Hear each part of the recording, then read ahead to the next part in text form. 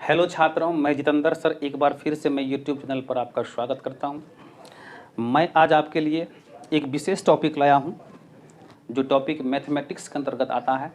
और मैथमेटिक्स के अंतर्गत आप लोग जानते हैं कि कई महत्वपूर्ण ऐसे टॉपिक होते हैं जिसको जानना समझना आप लोगों के लिए महत्वपूर्ण होता है। अक्सर आप ये भी जानते हैं कि अधिकांश सिचुएशन में अधिकांश बच्चे को मैथमेटिक्स के थ्योरी में प्रॉब्लम होती है, जिसकी वजह से मैथमेटिक्स में बनाने में असक्षम हो जाते हैं।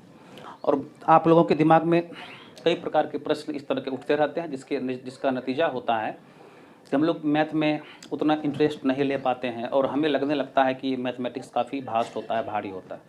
तो मैं आपको बता दूं कि सबसे पहले कि मैथमेटिक्स एक ऐसे विषय होते हैं जो सबसे आसान विषय होते हैं, इसलिए कि मैथमेटिक्स में अगर चाहे तो बच्चे 100 में 100 भी ला सकते हैं, क्योंकि इसे सीखना पड़ता है, इसे समझना पड़ता है। मैथमेटिक्स में क्या होता है ना कि जैसे कि कोई खेल होता है ना, कोई किसी भी खेल को आप जब खेलते हैं तो आपको खेल खेलने के लिए उसका रूल्स ध्यान में रखना पड़ता है। उसका रूल होता है, रेगुलेशन होता है। रूल रेगुलेशन को समझने के बाद जब आप उस खेल को खेलते हैं तो एक अच्छे खिलाड़ी बन के उभरते हैं। लेकिन रूल रेगुलेशन समझ जाने से ही खाली आपको जो है खेल खेलने के लिए अच्छी तरह से नहीं आएगा। आपको उसके प्रति जो है जिज्ञासा भी होना चाहिए, उस करने का इच्छा भी होना चाहिए आपके अंदर में, तो आप उसमें बड़े कर सकते हैं। मान कर चलिए कि सभी आदमी सचिन तेंदुलकर, विराट कोहली ऐसा खिलाड़ी नहीं बन सकते हैं। उनमें जो टैलेंट था वो टैलेंट आप में होना चाहिए, तभी तो आप बड़ा करेंगे। तो टैलेंट हर व्यक्ति में होता है, कोई ना कोई क्षेत्र में, इसमें कोई डाउट नहीं है, इसमें कोई संदेह नहीं है। लेकिन आप उस टैलेंट को पहचान करके आप इस्तेमाल करिएगा, तभी आप उसमें सक्सेसफुल हो सकते हैं। तो आपको सक्सेसफुल होने के लिए कुछ नहीं करना। फिलहाल हम आपको मैथ पढ़ा रहे हैं। मैथ के अंतर्गत जो आज हमारा टॉपिक है वह है बहुपद। तो बहुपद को समझने के लिए जो जो टैलेंट होना चाहिए आप में, वो टैलेंट को आप अपना हिसाब से इस्तेमाल करिए। और जो टेक्निक हम आपको बताने वाले हैं इसको समझने के लिए, बहुपद को समझने के लिए, उस टेक्निक को ध्यान में रखिए। निस्संदेह आप समझ जाएंगे। अगर आप समझ जाएंगे एक बार इस टॉपिक को, तो इससे संबंधित जो प्रॉब्लम आएगी, प्रॉब्लम में आपको कोई तरह का दिक्कत नहीं होगी, अर्थात लेसन। तो हम लोग अक्सर गलती क्या करते हैं इसमें कि थ्योरी बिना समझे हुए हम लोग लेसन पर चले जाते हैं और लेसन को बनाने का प्रयास करने लगते हैं। ये संभव है? आप ही बताइए। अगर आप बिना प्रैक्टिस के फाइनल मैच में खेलने उतर जाएंगे तो आप अच्छा कर सकेंगे क्या? संभव ही नहीं है। आपके पास कितना टैलेंट है उससे क्या मतलब है? आपको प्रैक्टिस ज़रूरी है। अगर आपको खेलना है ना, खेल किसी में अच्छी परफॉर्मेंस देना है, तो आपको जो है नियम के साथ साथ आपको उसकी प्रैक्टिस चाहिए। और प्रैक्टिस बिना हम लोग कैसे खेल अच्छे दिखा सकते हैं किसी भी क्षेत्र में? तो मैथमेटिक्स भी एक प्रकार का खेल ही होता है, उसमें प्रैक्टिस मांगता है। अब प्रैक्टिस से पहले नियम को समझना मांगता है। तो नियम जो होता है मैथमेटिक्स के अंतर्गत, वो आपको हम बता रहे हैं एक टॉपिक के माध्यम से। तो हमारे पास जो टॉपिक है वो बहुपद। चलिए, बहुपद के विषय में हम लोग को क्या क्या ध्यान रखना चाहिए, किस आधार पर हम इस बहुपद को अच्छी तरह समझ सकते हैं, ये आपको हम बताने जा रहे हैं। देखिए, हम डायरेक्ट बहुपद का परिभाषा दे करके इसको समझाने का प्रयास यदि करेंगे तो आप अपने आप में इनकम्प्लीट महसूस करेंगे। ऐसा लगेगा कि ये कंप्लीट नहीं हुआ, कुछ ना कुछ आपको कमी महसूस होगा। इसलिए आपको हम थोड़ा पीछे लेके चलते हैं, जीरो लेवल से हम स्टार्ट करते हैं। क्योंकि देखिए, हमारा जो मेन पर्पस है वीडियो बनाने का वो ये है कि जो बच्चे कमज़ोर हैं, उस कमज़ोर बच्चे को इससे फ़ायदा हो जाए। देखिए, जो बच्चे टैलेंटेड हैं, जो पहले से समझते हैं, उसके लिए कोई परेशानी है नहीं। हमें निम्न स्तर का जो बच्चे होते हैं, जिसका सोच मैथ के प्रति शून्य हो चुका है, जो ऐसा समझते हैं मैथ सीख ही नहीं सकते, हम उसके लिए विशेष करके हम ये वीडियो बना रहे हैं। और हम यही अपेक्षा करते हैं कि उस बच्चे को निश्चित रूप से कुछ ना कुछ लाभ हो जाएगी इससे। तो इसलिए हम शून्य से स्टार्ट कर रहे हैं, ध्यान देंगे सब बच्चे। देखिए, सबसे पहला जो है ना, ये चर राशि है। हम क्या लिया है सबसे पहला टॉपिक इसके अंतर्गत? चर राशि। चर राशि होता क्या है? देखिए, चर राशि के विषय में आप कह सकते हैं कि वह राशि जिसका मान बदलते रहता है, जिसका मान फिक्स्ड नहीं होता, उसे चर राशि कहते हैं। तो फिक्स नहीं रहने का क्या मतलब है? अब हम कह दिए कि वह राशि जिसका मान नहीं बदलता है उसे चर राशि कहते हैं। हम कह दिए, जैसे मान कर चलिए कि वे राशि जिसका मान बदलते रहता है, जिसका फिक्स नहीं रहता है वैल्यू, उसे चर राशि कहते हैं। फिक्स नहीं रहने का क्या मतलब है, इसको पहले बारीकी से समझिए। मान कर चलिए कोई गाय भैंस चरा रहा है। अगर कोई गाय भैंस चरा रहा है तो गाय भैंस जो चर रहा है वो एक जगह पर बैठकर तो गाय भैंस जो है घास नहीं ना चर सकता है। उसको चरने के लिए जगह परिवर्तन करना पड़ेगा। जब तक कि कोई भी हो, गाय भैंस या कोई अन्य जानवर हो, अगर वो चर रहा है तो जब तक कि वो एक स्थान से दूसरे स्थान तक जाएगा नहीं, मूव नहीं करेगा, तब तक वो चर सकेगा? नहीं चर सकेगा। तो चर मतलब क्या कि जानवर के द्वारा जो घास चरता है उसमें क्या करना, पोजीशन को चेंज करना, स्थान को चेंज करना। तो जब वो स्थान चेंज करेगा तो उसको हम क्या कहेंगे, गाय भैंस चर रहा है। मतलब स्थान परिवर्तन कर करके अगर वो घास खा रहा है या रही है तो आप उसको क्या कहेंगे, गाय भैंस चर रहा है। देखिए चर मतलब वहाँ पर क्या हो गया कि जगह बदल बदल कर घास खाना। तो वही बात तो यहाँ पर भी है, उस वही एग्जाम्पल का आप यहाँ पर सेट करिए। यहाँ चर मतलब हुआ कि मान बदलना, मान का स्थिर ना रहना। जिस राशि का मान यानी वैल्यू स्थिर ना हो उसे क्या कहते हैं, चर राशि कहते हैं। तो चर राशि जिस तरह की मान इसका जो है, जैसे कि मान के चलिए कि एक राशि है X Y Z P Q R S, ये जो अल्फ़ाबेटिकल वर्ड हम लिए हैं एग्जाम्पल के तौर पे, तो आप ही बताइए क्या आपको मालूम है कि एक्स का फिक्स वैल्यू क्या होता है, या एक्स का कोई ऐसा वैल्यू आप जानते हैं? तो आप ही बताइए, अगर जानते हैं तो। नहीं जानते होंगे आप, आपको कोई भी नहीं आज दिन तक पढ़ाया होगा एक्स का कोई वैल्यू फिक्स होता है। जैसे आपको हम कहेंगे कि बताइए बच्चों आपके पास एक्स कलम है तो इसका मतलब क्या है, तो आप क्या कहोगे, सर मेरे पास एक कलम है, एक्स का मतलब एक होता है।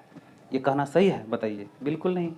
एक्स का मतलब एक नहीं होता है, एक्स का मतलब दो नहीं होता है, एक्स का मतलब 4 5 6 नहीं होता है, एक्स का मतलब कुछ भी फिक्स नहीं होता है। एक्स का मान कुछ भी हो सकता है लेकिन कोई फिक्स वैल्यू उसका नहीं हो सकता। एक्स ही नहीं बल्कि अल्फ़ाबेटिकल वर्ड में जो भी आता है X Y Z P Q R S T, जो कुछ भी होता है इसका कोई फिक्स वैल्यू नहीं है कि आप उसके आधार पर जो है इसको संबोधित कर सको। इसीलिए तो इसको चर राशि कहते हैं। चर का मतलब ये होता है कि जिसका मान बदलते रहता है, जिसका कोई फिक्स वैल्यू नहीं होता है। अगर ये फिक्स वैल्यू वाला कोई डिजिट होता तो इसको हम चर नहीं ना कहते, इसको तब अचर कहते। तो कहने का मतलब यही हुआ कि चर राशि के विषय में कि चर राशि वह राशि होता है जिसका बीज गणित में प्रयोग देखने को मिलता है और उसका वैल्यू फिक्स नहीं होता है, उसके जगह पे कोई भी मान आ सकता है। एक ऐसा संकेत के रूप में ये काम करता है मैथमेटिक्स में।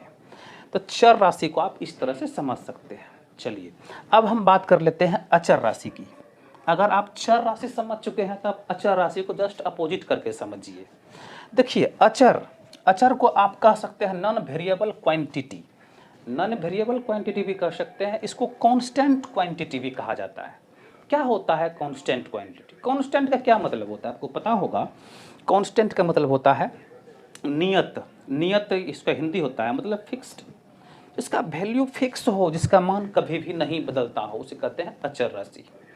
अब मान के चलिए हम अभी तुरंत आपको बताए हैं कि x का कोई फिक्स वैल्यू नहीं होता, उसी प्रकार से आप इसको देखिए तो 2 का कोई फिक्स वैल्यू होता है कि नहीं होता है, आप ही बताइए। तो आपका जवाब आएगा कि बिल्कुल 2 का कोई फिक्स वैल्यू होता है। 2 का क्या फिक्स वैल्यू होता है, 2 का क्या मतलब होता है? 2 का मतलब सिर्फ इतना ही होता है कि 2 मतलब होता है 1 2, चाहे 2 उंगली हो, चाहे 2 कोई वस्तु हो, चाहे कोई 2 किताब हो, चाहे 2 कोई कलम हो, मतलब इतना समान को हम लोग 2 कहते हैं। आपको मालूम होगा 2 का मतलब कभी भी इतना समान होता है क्या? बताइए। आपको बचपन से ही पढ़ाया गया होगा कि 2 मतलब सिर्फ इतना होता है। आप उंगली से ही गिनती शुरू किए होंगे बचपन में, आपको 1 2 करके सिखाया गया होगा। तो 2 का मतलब कभी ये नहीं सिखाया गया होगा, 2 का मतलब कभी ये नहीं सिखाया गया होगा। तो मतलब ये कि 2 का जो भी वैल्यू होता है, 2 का वैल्यू एकदम फिक्स होता है। 2 का मतलब सिर्फ 2 होता है, 2 का मतलब कभी 4 नहीं हो सकता। अगर 6 का बात करें तो 6 का भी वैल्यू एकदम फिक्स होता है। 6 का वैल्यू थोड़े होता है इतना, 6 का वैल्यू थोड़े इतना होता है, नहीं होता। अरे 5 का वैल्यू 5 होता है, अपना 5 का अपना वैल्यू है, 6 का अपना एक वैल्यू है, 7 का भी अपना एक वैल्यू है। हर वास्तविक संख्या का अपना अपना फिक्स्ड वैल्यू होता है, वो कभी भी नहीं बदल सकता है, नहीं बदलता है। इसलिए आप इसको और इसको दोनों को तुलना कीजिएगा तो आपको समझ में आ जाएगा कि इसका एक निश्चित वैल्यू है। 6 का भी √2 का भी -3 का भी 1/-2 का भी, इस सब का क्या है, एक निश्चित वैल्यू है जो कभी भी नहीं बदल सकता। लेकिन आप यहाँ देखिए इसका मान क्या हो रहा है, बार बार बदल रहा है। इसका कोई फिक्स वैल्यू नहीं है, इसका हर सिचुएशन में फिक्स वैल्यू ही है। इस प्रकार से हम कह सकते हैं कि चर और अचर राशि में क्या है, ये अंतर है। तो अगर हम बात करें गणितीय संक्रियाएं की, अगला टॉपिक हमारा है गणितीय संक्रियाएं। देखिए गणितीय संक्रियाएं सभी को पता होगा, हमें भी पता है कि आप लोग को अच्छी तरह गणितीय संक्रिया के विषय में जानकारी है। फिर भी मैं एक बार याद दिलाना चाहता हूं कि गणितीय संक्रियाएं उसको कहते हैं जिसका प्रयोग हम लोग गणित में हमेशा करते रहते हैं, अर्थात जोड़, घटा, गुना, भाग, ये जो आप लोग बचपन से इस्तेमाल करते आ रहे हो मैथमेटिक्स में, इसी को कहा जाता है गणितीय संक्रियाएं, अर्थात मैथमेटिकल ऑपरेशन। इसको मैथमेटिकल ऑपरेशन भी कहा जाता है इंग्लिश में। उसके बाद अगर बात करें हम बीजीय व्यंजक। अब देखिए बीजीय व्यंजक क्या है, तो बीजीय व्यंजक भी इसी तीनों के मिलने से बनता है। अगर आप ये तीनों समझ चुके हैं तो आपको बीजीय व्यंजक भी समझ में आ जाएगा। तो बीजीय व्यंजक को बताने के लिए हम आपको इसको मिटा देते हैं, फिर से हम लिखेंगे और आपको समझाएंगे। देखिए बीजीय व्यंजक क्या है। बीजीय व्यंजक के विषय में कहा जाता है कि जब कोई चर राशि, जैसे कि चलिए हम एक एक्स ले लिए चर के रूप में, उसके बाद कोई गणितीय संक्रियाएं हम जोड़ ही ले लेते हैं, उसके बाद कोई अचर राशि जैसे कि 2 ले लिए। मतलब ये कि जब कोई चर राशि, अचर राशि और गणितीय संक्रियाएं आपस में मिल करके एक साथ व्यंजक तैयार करता है, तो उस व्यंजक को कहा जाता है बीजीय व्यंजक। यानी कि x+2 हमारा क्या है, बीजीय व्यंजक है। तो बीजीय व्यंजक बनने के लिए क्या क्या आवश्यक होता है। सबसे पहला तो एक चर राशि या 2 चर राशि या 3 चर राशि होना चाहिए। दूसरी बात गणितीय संक्रियाएं होनी चाहिए। तीसरी बात वास्तविक संख्या कोई ना कोई होना चाहिए, अर्थात अचर राशि होना चाहिए। जब इनके मिलने से कोई व्यंजक बनेगा तो आप उसे क्या कहिएगा, बीजीय व्यंजक कहिएगा। तो एक्स ही नहीं बल्कि आप जो है इसमें जेड भी ले सकते हैं, जेड ले लिए, उसके बाद बीच में माइनस ले लिए, उसके बाद √2 ले लिए, तो आपका ये भी बीजीय व्यंजक है। अगर आप स्क्वायर भी ले लेते हैं तो वो भी चलेगा, y² - 2 ले लीजिए या 5 ले लीजिए, तो ये भी आपका बीजीय व्यंजक है। तो बीजीय व्यंजक के लिए आपको बस ये ध्यान में रखना है कि चर, अचर और कोई गणितीय संक्रियाएं शामिल हो तो बीजीय व्यंजक कहलाएगा। तो अगर आप बीजीय व्यंजक समझ गए हैं तो आपको बहुपद समझने में आगे समस्या नहीं होगी। तो चलिए हम बीजीय व्यंजक पर थोड़ा सा और डिस्कस कर लेते हैं। तो बीजीय व्यंजक पर और हम क्या डिस्कस कर सकते हैं। कुछ बच्चे के दिमाग में ये प्रश्न उठता होगा कि यदि सिर्फ चर राशि हो या सिर्फ अचर राशि हो तो क्या उस स्थिति में बीजीय व्यंजक है, संभव है। तो मैं उस पर भी आपको थोड़ा सा डिस्कस करके समझा देता हूँ। जैसे मान कर चलिए कि आपके पास सिर्फ x है और कोई पूछ रहा है आपको बताइए कि x कोई बीजीय व्यंजक है, तो इसमें आप क्या खोजिएगा। सबसे पहले आप खोजिएगा सबसे पहले चर राशि है कि नहीं, बिल्कुल है चर राशि। फिर खोजिएगा कि अचर है, तो इसमें अचर आपको डायरेक्ट दिख नहीं रहा होगा। ठीक है, आपको इसमें अचर राशि डायरेक्ट नहीं दिख रहा होगा, लेकिन इसमें अचर राशि छिपा हुआ है गुना के रूप में, है कि नहीं। बिल्कुल सही समझे आप। यहाँ पर गुना के रूप में एक है, क्योंकि आप अगर बात करोगे x की, अगर बात करें तो x बराबर आप लिख सकते हो 1 × x। तो 1 × x बराबर x नहीं होता है क्या, बिल्कुल होता है। तो 1 × x बराबर x होता है, तो इसका मतलब x क्या है, एक बीजीय व्यंजक है कि नहीं, बताइए। बिल्कुल बीजीय व्यंजक है, क्योंकि अगर आप बात करें तो इसमें अचर राशि भी है, इसमें चर राशि भी है, इसमें एक गणितीय संक्रिया गुणा भी है, तो इसलिए यह एक बीजीय व्यंजक भी है। हाँ, अगर आप बात करें कि अगर 0 है तो 0 एक बीजीय व्यंजक है क्या, बिल्कुल बीजीय व्यंजक है 0 भी। कैसे, तो आप 0 को लिख सकते हैं 0 × x⁴। देखिए 0 × x⁴, हम 0 को लिख सकते हैं, इसका मतलब भी 0 ही हो जाता है। क्यों हो जाता है, क्योंकि 0 × x⁴ का मतलब 1 होता है, तो बराबर लास्ट में क्या हो जाता है, 0। तो इसका अर्थ क्या हुआ कि 0 भी हमारा बीजीय व्यंजक है, क्योंकि 0 में खुद 0 तो अचर राशि है ही, उसके बाद x अगर आ गया है तो x एक चर राशि है, बीच में गुना भी है, तो मतलब चर, अचर और बीच में गणितीय संक्रियाएं तीनों है 0 के अंदर में छिपा हुआ, इसलिए 0 भी एक प्रकार की क्या है, बीजीय व्यंजक है। तो कहने का अर्थ ये हुआ कि अगर कोई अचर राशि अकेला हो तो उसके साथ में भी कोई ना कोई चर राशि छिपा हुआ है, किस रूप में, 0 के घात के रूप में, गुना के रूप में छिपा हुआ है, इसलिए आप उसको भी क्या कह सकते हो, बीजीय व्यंजक कह सकते हो। अगर बात करें चर राशि की, तो चर राशि भी एक प्रकार की बीजीय व्यंजक है, क्योंकि चर राशि में भी गुना के रूप में क्या होता है, कोई ना कोई, नहीं ये चर राशि नहीं है।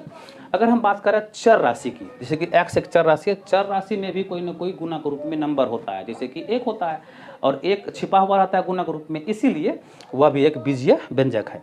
इस प्रकार से आप ये कह सकते हैं कि बीजीय व्यंजक चर राशि, अचर राशि और गणितीय संक्रियाओं के मिलने से बना हुआ एक व्यंजक होता है, और उसी को हम लोग बीजीय व्यंजक के नाम से जानते हैं। इसी को हम क्या कहते हैं, बीजीय व्यंजक का।